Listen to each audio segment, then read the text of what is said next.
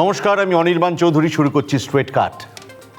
এই মুহূর্তে দেশের দুই মুখ্যমন্ত্রীকে নিয়ে চলছে যাবতীয় রাজনৈতিক আলোচনা, বিতর্ক। ঝাড়খণ্ডের মুখ্যমন্ত্রী হেমন্ত সোরেন আর দিল্লির মুখ্যমন্ত্রী অরবিন্দ কেজরিওয়াল। আলোচনায় হাওয়া দিচ্ছে একটা শব্দবন্ধ, অপারেশন লোটাস। বিরোধী শিবিরের দুই মুখ্যমন্ত্রীকে বাদ রেখে আজ স্ট্রেট কাট শুরু করতে পারছি না, কারণ ওই যে বললাম, যাবতীয় রাজনৈতিক আলোচনা এখন তাদের ঘিরেই ঘুরপাক খাচ্ছে ন্যাশনালি। সে প্রসঙ্গে আসার আগে আমাদের দেশের আইন নিয়ে একটা কথা বলি। সংবিধান ও জনপ্রতিনিধিত্ব আইনে বলা আছে, কোনো সাংসদ বা বিধায়ক লাভজনক পদে থাকতে পারবেন না।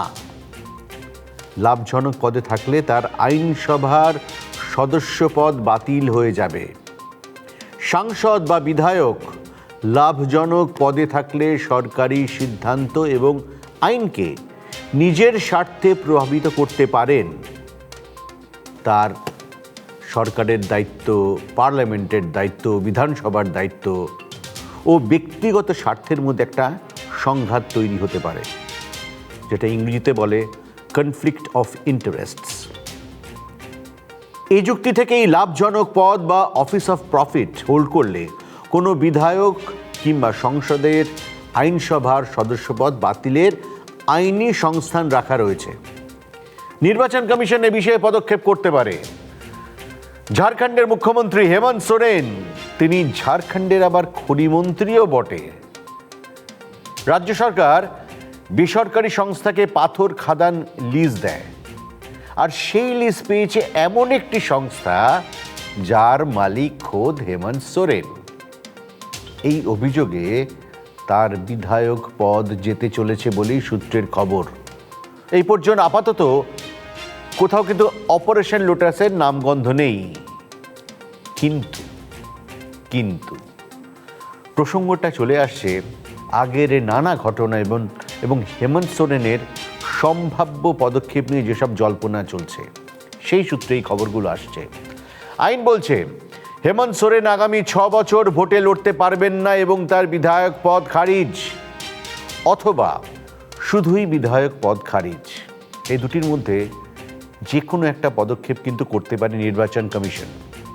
শুধু বিধায়ক পদ খারিজ হলে ইস্তফা দিয়েই তিনি কিন্তু আবার মুখ্যমন্ত্রী হয়ে যেতে পারেন, এবং সেক্ষেত্রে 6 মাসের মধ্যে তাকে যে কোনো একটা বিধানসভার আসন থেকে জিতে আসতে হবে। আর ভোটে লড়াই তার অধিকারী যদি সাসপেন্ড হয়ে যায়, তাহলে সোরেন পরিবারের অন্য কেউ ঝাড়খণ্ডের মুখ্যমন্ত্রী হতে পারেন এবং উনি হেমন্ত সোরেনই আড়ালে সেই মুখ্যমন্ত্রীকে চালাতে পারেন, সরকার চালাতে পারেন। সেরকম একটা সম্ভাবনার কথা শোনা যাচ্ছে। হেমন্তের স্ত্রী কল্পনা, ভাই বসন্ত এবং বৌদি সীতা, এই 3টে নাম জেএমএম শিবির থেকে ভাসিয়ে দেওয়া হচ্ছে। মানে একটা বিষয় পরিষ্কার, হেমন্ত রাজ্যপালকে বিধানসভা ভেঙে দেওয়ার অনুরোধ জানিয়ে অন্তর্বর্তী নির্বাচনে যাচ্ছেন না। এখনো পর্যন্ত সেটাই দেখা যাচ্ছে। তবে যে দুটো অপশনের কথা বললাম, সেই দুটো অপশনই কিন্তু নতুন মুখ্যমন্ত্রীকে আবার বিধানসভায় আস্থা ভোটের মুখোমুখি হতে হবে। আর এই সূত্রেই চলে আসছে অপারেশন লোটাসের অভিযোগ।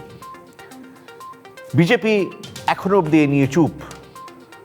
সামনে তারা অন্তর্বর্তী নির্বাচনের দাবি তুলেছে, আর দলীয় বিধায়কদের নাকি কিছুতেই যাতে তাদের নাকে কিছুতেই যাতে পদ্মের সুবাস না পৌঁছায়, সেজন্য এখন থেকেই সতর্ক দুই দল, জেএমএম ও কংগ্রেস।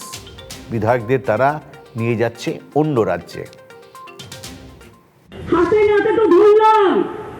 ঝাড়খণ্ডের সরকার ভাঙার জন্য 10 কোটি টাকা করে দিচ্ছিলে, হাতে নাতে ধরেছি। হাওড়ায় নগদ সমেত ধৃত 3 বিধায়ককে নোটিশ পাঠিয়েছেন ঝাড়খণ্ড বিধানসভার স্পিকার। উত্তর সন্তোষজনক না হলে পদ খারিজ হবে। মহারাষ্ট্রে এইভাবে ভেঙেছ, উড়িয়ে নিয়ে চলে গেছো আসামে, ঝাড়খণ্ডেও নিয়ে যাচ্ছিল। আমাদের কাছে যে খবর আসে আমরা সঙ্গে টিপে ধরি একদম টাকার বস্তাগুলো। তবে অপারেশন কমল নয়। হেমন্ত সোরেনের কুর্সি টলছে তার নিজেরই বেহিসেবি পদক্ষেপে। ধারণা রাজনৈতিক মহলের, খনি লিজ অনিয়মে হেমন্তের বিধায়ক পদ খারিজের দাবি তুলেছে বিজেপি। তদন্ত করে রাজ্যপালকে বন্ধ খামে সুপারিশ পাঠিয়ে দিয়েছে নির্বাচন কমিশন। সংবাদ মাধ্যমের খবর, হেমন্তের বিধায়ক পদ খারিজেরই সুপারিশ করেছে কমিশন। গোপন রিপোর্ট কেন প্রকাশ্যে, প্রশ্ন কংগ্রেসের। बंद लिफाफा में जो भी भारत का चुनाव आयोग का जो रिपोर्ट आता है, ठीक है, वो खुला भी नहीं है, लेकिन इसके पहले सारी बातें आपका लीक हो जा रहा है। পরিস্থিতি মেপে নিতে শনিবার রাঁচিতে জোট শরিকদের বৈঠকে ডাকেন হেমন্ত সোরেন। কোন পরিস্থিতিতে কি পদক্ষেপ তা নিয়ে দীর্ঘ আলোচনা হয়েছে। যে কোনো মূল্যে ঝাড়খণ্ডে গেরুয়া প্রবেশ রুখতে মরিয়া মুক্তি মোর্চা নেতৃত্ব। तो जब राज्य चौमुखी विकास की ओर जा रहा है तो भाजपा के पेट में दर्द है। अब दर्द है तो चाहती है कि एन केन प्रकार से वो सरकार को गिराना चाहती है।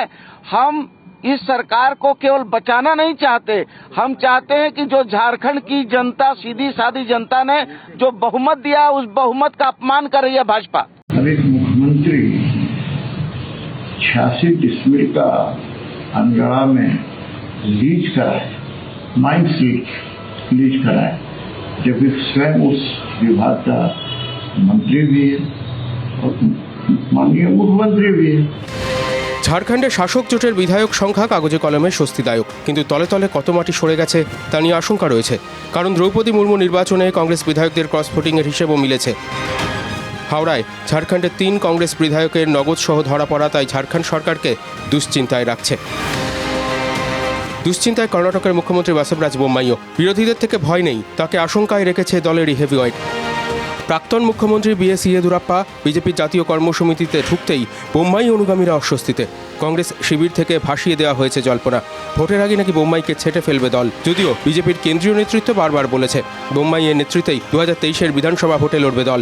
বোম্মাই নিজেও দাবি করেছেন দল তাকে ফ্রি হ্যান্ড দিয়েছে, কিন্তু তারপরেও অস্বস্তি যাচ্ছে কই।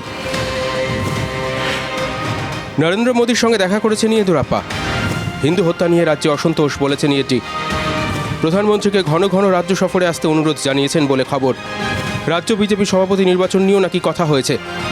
রাজ্য সফর করারও ইচ্ছা প্রকাশ করেছেন ইয়েদুরাপ্পা কর্ণাটকে সাংগঠনিক সফর করার অনুমতি পেলে তিনিই হয়ে উঠবেন বিজেপির ভোটের মুখ। তা বাসবরাজ বোম্মাইয়ের পক্ষে স্বস্তিদায়ক নয়।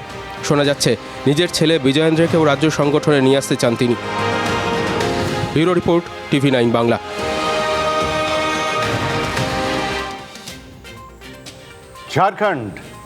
ঝাড়খণ্ডে কি আমরা প্রায় 2.5 দশক আগের লালু রাবড়ি মডেলের পুনরাবৃত্তি দেখব, নাকি হাল আমলের একনাথ শিন্ডে মডেল আবার দেখা যাবে? একটু ওয়েট করতেই হচ্ছে। খুব তাড়াতাড়ি সব পরিষ্কার হয়ে যাবে। অপারেশন লোটাসের মাধ্যমে বিজেপি বিরোধীদের দুর্বল করতে চাইছে। অনৈতিকভাবে বিরোধীদের হাত থেকে একের পর এক রাজ্য ছিনিয়ে নিয়ে যাচ্ছে বলে অভিযোগ। যারা এই অভিযোগ করছেন তাহলে তাদের নিশ্চয়ই একজোট থাকা উচিত, তাই নয় কি? দেখলেন তো, মমতা বন্দ্যোপাধ্যায় হেমন্ত সোরেনের পাশেই আছেন। দিল্লির মনীষ সিসোদিয়ার বাড়ি সিবিআই যাওয়ার পর তৃণমূল তারা কিন্তু দলের তরফে আপের পাশেই দাঁড়ায়। কিন্তু কংগ্রেস এই পথে নেই। ইস্যু যখন কেজরিওয়াল হটাও, তখন বিজেপির সঙ্গে কংগ্রেসের এক সুর। কারণ এই কেজরিওয়াল লোকটার জন্যেই রাজধানী দিল্লির ঘরোয়া রাজনীতি থেকে কংগ্রেস অলমোস্ট হারিয়ে গেছে। বিরোধী শিবিরে নানা আঞ্চলিক দল রয়েছে, আর রয়েছে কংগ্রেস, যাদের প্যান ইন্ডিয়া প্রেজেন্স আছে এখনো অবধি। রাজ্যে রাজ্যে এই আঞ্চলিক দলগুলির সঙ্গে কংগ্রেসের লড়াই, ফলে অবিজেপি শিবিরের ডিএনএতেই একটা স্বার্থের সংঘাত রয়েছে। সমস্যাটা জটিল, সন্দেহ নেই। তৃণমূল একটা পোস্ট পোল অ্যালায়েন্সের ফর্মুলা দিয়েছে। একটা প্রায় বায়বীয় বিষয়ের ওপর সারা দেশের ভোটাররা ভরসা রাখবেন কিনা সেটা এখনই কিন্তু বলা যাচ্ছে না। আপও আবার কংগ্রেসের বিকল্প হিসেবে অবিজেপি শিবিরের মুখ হয়ে উঠতে চাইছে। সেখানেও সংঘাতের সম্ভাবনা 16 আনা। বিজেপি সম্পর্কে তাদের নতুন কয়নেজ, সিরিয়াল কিলার।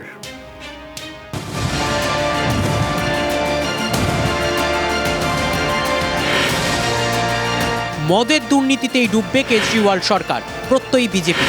আফগানি নীতির প্রতিবাদে শনিবার সকালে দিল্লির মাটি গরম করল গেরুয়া মিছিল। जनता का विश्वास आपके प्रति हट गया है।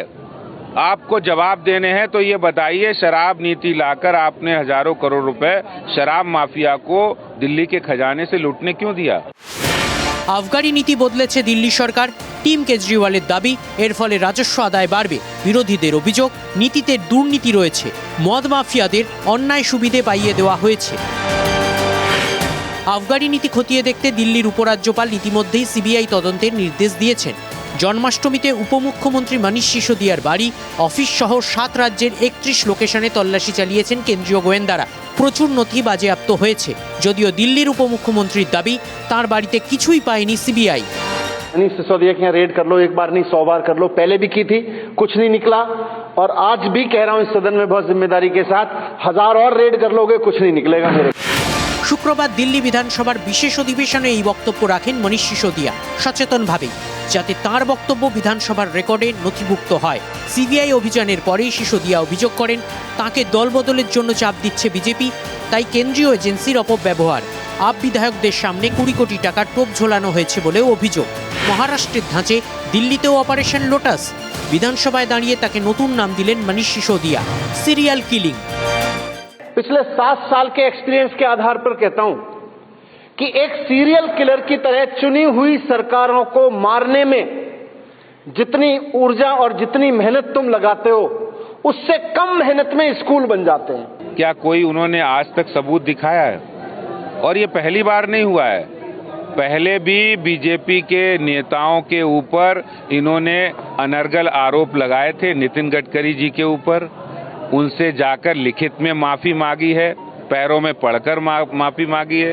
स्वर्गीय अरुण जेटली से भी माफी मांग चुके हैं। বিজেপির বিরুদ্ধে রাজনৈতিক যুদ্ধ, কেন্দ্রীয় এজেন্সির অপব্যবহারের অভিযোগ, কিন্তু কংগ্রেসকে পাশে পাচ্ছে না আম আদমি পার্টি। দিল্লির রাজনৈতিক সমীকরণ অদ্ভুত। কংগ্রেসও আবগারি দুর্নীতি নিয়ে সরব। दिल्ली की लिकर पॉलिसी और शराब घोटाला, स्वराज और भ्रष्टाचार, दोनों के जो आम आदमी पार्टी के जो फाउंडिंग प्रिंसिपल्स थे उसके खिलाफ में।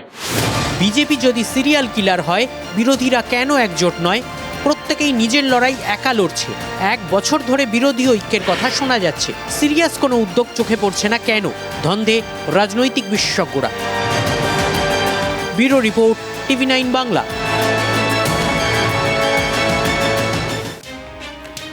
রাজনীতির এই চাপানুতোর থেকে সরে একবার সীমান্তে নজর রাখব।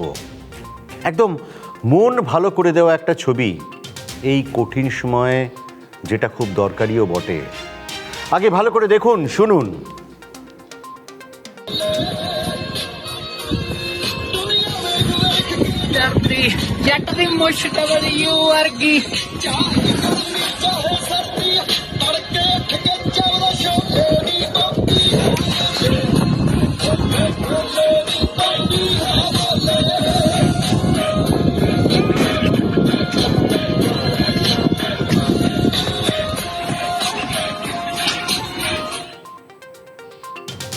যে ছবি দেখলেন তা ভারত পাক সীমান্তের। যার গান শুনলেন তিনি পাঞ্জাবের জনপ্রিয় গায়ক সিধু মুসেওয়ালা। কিছুদিন আগেই আততায়ীর গুলিতে খুন হয়ে যান। ওপারে পাকিস্তানের বাহিনী স্পিকারে মুসেওয়ালার গান চালিয়েছিল।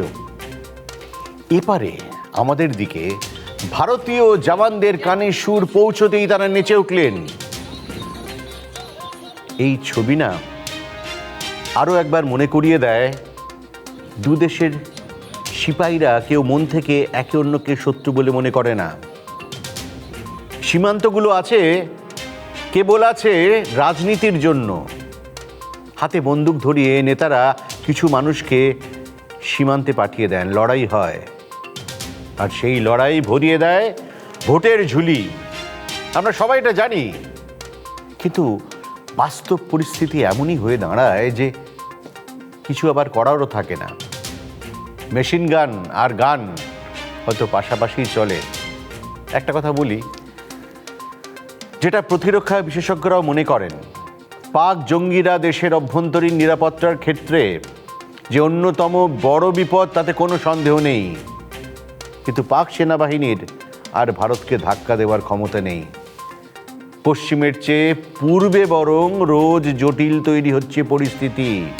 আর তাই চীনের নাকের ডগায় ভারতের পাশে এসে দাঁড়িয়েছে আমেরিকা।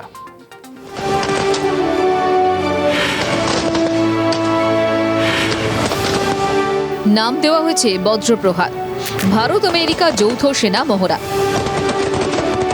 আর তাতে ঘুম ছুটেছে চীনের। প্রকৃত নিয়ন্ত্রণ রেখা বরাবর বাড়তি সেনা মোতায়েন, সমর সরঞ্জাম সাজিয়ে নিয়মিত গোটা এলাকার পরিস্থিতি উত্তপ্ত করে রেখেছে চীন।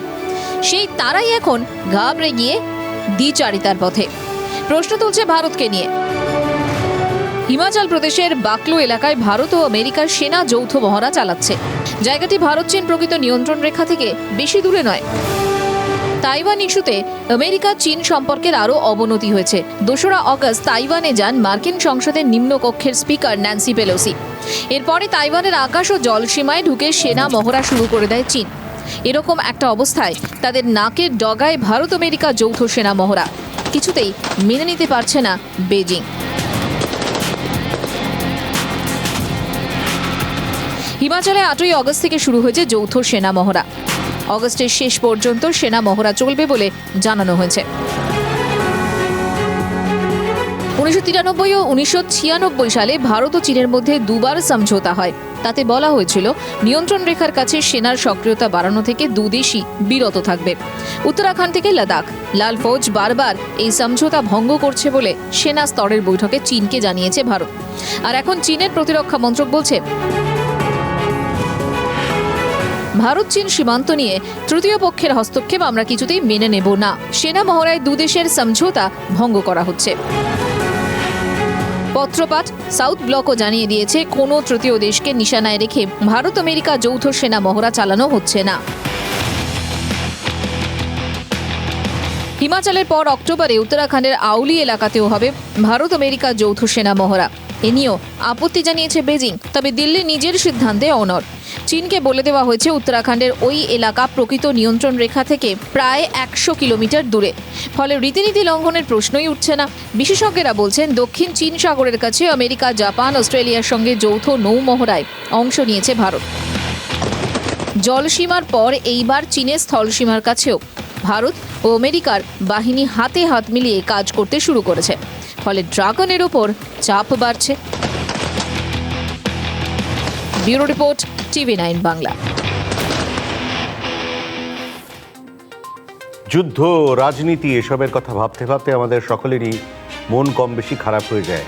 বড় বড় অপরাধীদের যখন আইনের ফাঁক গলে বেরিয়ে যেতে দেখা যায় তখন হতাশ তো লাগে বটেই। আর সুবিচারের কথা তখন যখন শোনা যায় সিস্টেমের ওপর তখন আস্থা বেড়ে যায় আমাদের। আপনাদের নিয়ে যাব নয়ডায়। সেখানে এখন সাজো সাজো রব, কুতুব মিনারের চেয়েও উঁচু 2 অট্টালিকা গুঁড়িয়ে দেওয়া হবে। রবিবারের অপেক্ষায় এখন চলছে শেষ মুহূর্তের প্রস্তুতি। ফ্ল্যাট বিক্রির সময় বড় আবাসন সংস্থা বলেছিল কমপ্লেক্সের মাঝখানে থাকবে সবুজের মাঠ, কিন্তু তারপর চুক্তি ভেঙে সেখানেই তুলে দেওয়া হয় বহুতল। রবিবার 70 কোটির সেই বেআইনি ইমারত গুঁড়িয়ে দেওয়া হবে মাত্র 9 সেকেন্ডে।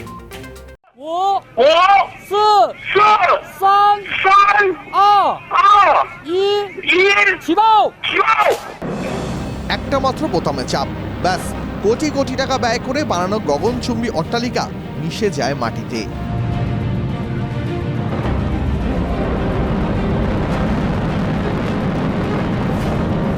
ভারতে বছর 2 আগে কেরালাতে দেখা গেছিল বিল্ডিং ধ্বংস করে দেওয়ার ছবি। ভারতে আবার একবার মাটিতে মিশে যেতে চলেছে গগনচুম্বী অট্টালিকা। 9 বছরের আইনি যুদ্ধের পর আদালতে জয়ের মুখ দেখেছেন নয়ডা সেক্টর 93 এর বাসিন্দারা। আইনকে কার্যত বুড়ো আঙুল দেখিয়ে জনতার স্বার্থকে মাটিতে মিশিয়ে বহুতল তৈরি করলে সেই আকাশ ছোঁয়া অট্টালিকাকেও মাটিতে মিশে যেতে হয়। এমারেল্ড কোর্ট বলে একটি সোসাইটি, সেই সোসাইটির লোকেরা এতে আপত্তি জানিয়েছিলেন। তাদের বক্তব্য তাদের পারমিশন না নিয়ে এই বিল্ডিংটা তৈরি করা হয়, তাই এটাকে ভেঙে ফেলা হোক। এবং সুপ্রিম কোর্ট একটি যুগান্তকারী রায়ে বলেছেন সত্যিকারেরই এরকম অপরিকল্পিত ইললিগাল স্ট্রাকচার অ্যালাউ করা যায় না। এটা সমস্ত প্রাইভেট কনস্ট্রাকশন কোম্পানির জন্য একটা শিক্ষা হয়ে উঠুক, যাতে যত বড়ই বিল্ডিং তোমরা তৈরি করো সেটা ভেঙে ফেলার অধিকার মানুষের আছে, কোর্টের আছে। 7.5 বর্গফুট জমিতে জোড়া বহুতল তৈরি করতে খরচ 70 কোটি টাকা। বহুতলে মোট ফ্ল্যাট 915টি। 915টি ফ্ল্যাটের মধ্যে বিক্রি 633টি। 3 BHK फ्लैटेर दाम 1.13 कोटी टाका। जब ये लड़ाई शुरू हुई 2012-13 में, हम लोग हर संडे का ये हो गया था, पूरे कॉम्प्लेक्स में घूमो, लीगल फीस के लिए पैसा इकट्ठा करो। ये हम लोगों के 4-5 आदमियों को ये काम सौंपा गया था। अगर हम सब मिल के काम नहीं करते तो शायद ये लंबी लड़ाई लड़ नहीं पाते। রবিবার দুপুর 2:30-এ ধ্বংস হবে টুইন টাওয়ার। 9 সেকেন্ডে মিশে যাবে মাটিতে। ধ্বংস করতে খরচ আনুমানিক 20 কোটি টাকা। 3700 কিলোগ্রাম বিস্ফোরক ব্যবহার। ধ্বংসে নিযুক্ত শতাধিক শ্রমিক। 3 মাসে ধ্বংসস্তূপ পরিষ্কার। পাশের বহুতলের বাসিন্দাদের রবিবার সকাল 7টার মধ্যে বাড়ি ছেড়ে যাওয়ার জন্য বলা হয়েছে। যারা এই দুটি বহুতলে ফ্ল্যাট বুক করেছিলেন তাদের টাকা ফেরত দিতে হবে নির্মাণকারী সংস্থাকে, সেটাও আবার 12% সুদ সহ। এই বিরাট বহুতল ধ্বংস করতেও এক বিরাট কর্মযজ্ঞ চলছে গোটা নয়ডা জুড়ে। নয়ডা থেকে শশীনাথের সাথে Anindya Banerjee, TV9 Bangla. Straight cut আজ এ পর্যন্তই। আবার দেখা হবে সোম থেকে শনি প্রতিদিন রাত 10টায়। দেখতে থাকুন TV9 বাংলা, প্রথম থেকেই প্রথমে। Good bye.